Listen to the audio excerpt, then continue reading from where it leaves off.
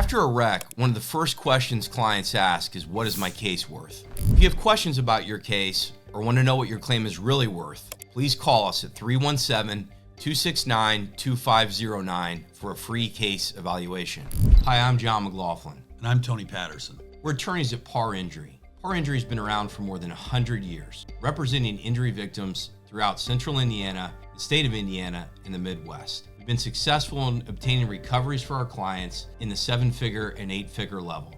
You know, John, when people have personal injury cases, many times they just simply think about their medical bills. They don't think about the other parts of the damages. What are they missing if they're just thinking about the medical bills? So the way I explain it is, oftentimes the medical bills is a small percentage of the total harm that's been caused to our clients. I think of it like a piece of a pie. Just because your medical bills maybe are low or maybe they are high, that doesn't account for the total loss of the harm. What kinds of things are we talking about? We're talking about physical pain, emotional suffering, the loss of enjoyment of life, those non-economic damages, inability to function normally as a whole person, and the effect on your daily living activities. And oftentimes, those damages often well exceed the value of any economic damages such as medical bills, past and future, or perhaps lost wages or impaired earning capacity.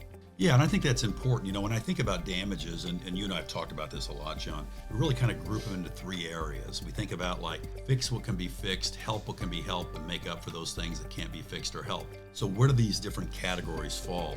When you think about fix what can be fixed, that's where we talk about the medical expenses. You know, you have medical bills that have mounted up. Got to get those taken care of. That's to fix. That's easy to fix that. You can put an economic number on that. Help what can be helped. What are those kind of damages? Future medicals, whether you need orthopedic devices, you need a ramp, you need a wheelchair, things like that to help people. But really, sometimes the biggest damage are to make up for those things that can't be fixed or helped. The human losses, the fact that you can't enjoy your life the way you could before, the fact that you cannot run or swim or bike or do the things you enjoy with your family without pain or being able to do them at all. So those are, I would say, the non-economic or the intangible damages. But many times, as you referenced, John, that's the most significant harm in the case. That's right. And what the process is for is to make the person whole again. And what we oftentimes explain to the jury is our clients have been hurt. They've been harmed in so many different ways. And it would be great for Tony and I to be able to go into the jury and ask them to return a verdict for a magic wand. And that magic wand take our client or our person back to the day that the wreck happened and they were afflicted by these injuries and make them better. We can't ask for that. So what the law does allow us to do is ask for all these sorts of things that will allow them just and rightful compensation for everything that they've been through and everything that they're going to go through in the future. That's what the process is for, and that's how we obtain our clients justice. That's right. I mean, we use that analogy, the magic wand, because at the end of the day, we know that our clients, if they could get what they really wanted, it would be a magic wand to undo the pain, to get their loved ones back, whatever it may be. But the system we have, the law, as imperfect as it is, all it can really do is try to get compensation for terrible things that have happened to people. And that's what this process is about. We can't undo the bad things, but we can try to get them compensation for what they've lost. And, you know, Tony, and having the privilege of trying these cases with you over the years, I really pride ourselves in our team effort to be able to go in front of a jury and explain to the jury those non-economic damages and harms, like you said, make up for what can't be fixed and help. And I think that's one thing that we really focus on, is telling our client's story to make the jury understand that this is more about medical bills. This is more about lost wages. This is about the total package of how our clients have been harmed and their life's going to be affected for the rest of their life. And I think that's right, John. And one of the things I think is very important to remember is when people ask us, one of the first things they might ask us when they come to us is, what's my case worth? And maybe they don't ask it, but they certainly wonder what their case is worth. And as silly as this sounds, it's worth whatever the jury's willing to give you for it and to pay you for it. And so in trying cases across the Midwest and Indiana, we know that jurors look at, how's this really impacted you? How's it impacted a person?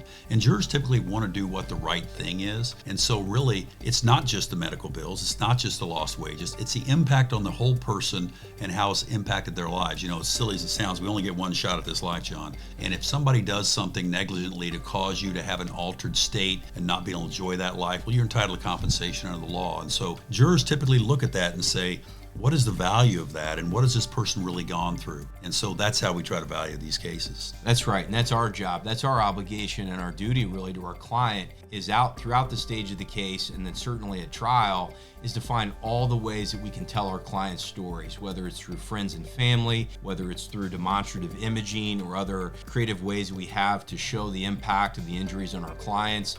Day in the life videos, those sorts of things are vitally important to our clients' cases to show the total value of the harm. That's right. And there's not a, just like you talked about, there's not a formula. I mean, frankly, if there was a computer formula to say, put these medical expenses in, put these lost wages in, and this is what your case is worth, we wouldn't have juries. But we have juries because these are human losses, and we want people to decide these issues. And that's how these cases get valued. That's exactly right. John, we talk about the value of personal injury cases and what's a fair settlement or fair resolution to the clients, but sometimes people get involved in accidents when the other driver doesn't have enough insurance to pay for what they've really suffered. It doesn't really, the limits of their coverage doesn't really fully compensate someone for what they've been through.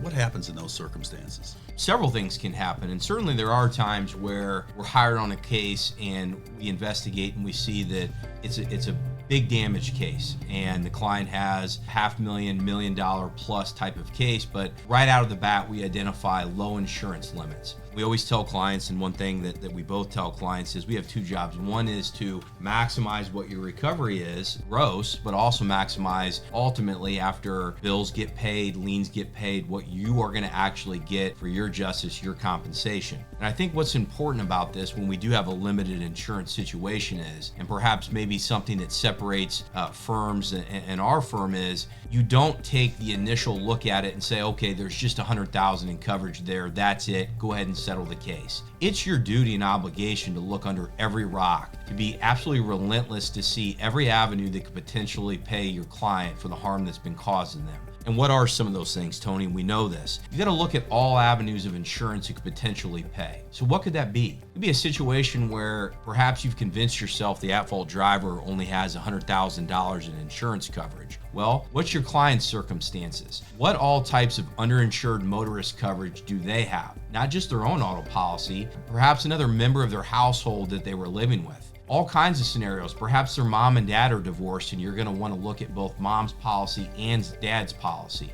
They're in a commercial vehicle that's not their own. You're going to want to make sure that you get that commercial vehicle insurance policy to see whether it has underinsured motorist coverage. More specifically to the at-fault driver, a lot of times people just take the insurance carrier's word for it that that's all that they have. That's not always the best approach to take that, even if you have some information that lends it to itself. You need to get affidavits. You need to take depositions. You need to make sure that that person was not in the course and scope of their employment, and to see whether they were living with anybody else that has other auto insurance that may cover their claim, if that makes sense. It does. And one of the things you talked about is you have to make sure that the other driver wasn't on the job. The interesting thing about that is many times we'll send interrogatories or affidavits, but sometimes it's necessary to take depositions. I've had cases, I'm sure you have too, John, where a defendant has told me in his interrogatories that I was not in the course and scope of employment. You take their deposition, you find out actually, you were. I understand you didn't think you were, and you didn't believe that the employer would be responsible for your conduct, but the judge ruled they were because the facts and circumstances justified the employer being responsible, even though they weren't officially clocked in. They were traveling for work. And so sometimes it's important to take that next step, take that deposition. Just don't take the insurance company's word for it. Now, you don't do that on every case, and the client may decide they're not going to do that on their particular circumstance. But that's always an option that we have available to us.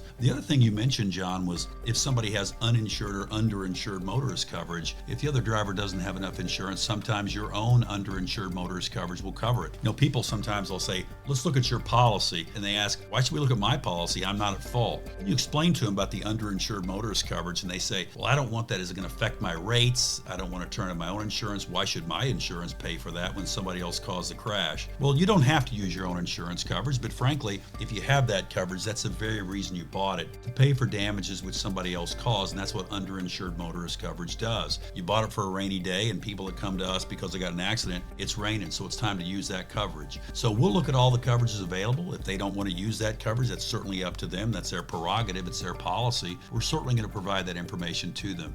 John, we've said before, and I think it's true, that I view our job as being twofold. One is to be advocates. We're going to fight for our clients and try to get the best result we can for them. The second thing is we're counselors. We're going to give them advice.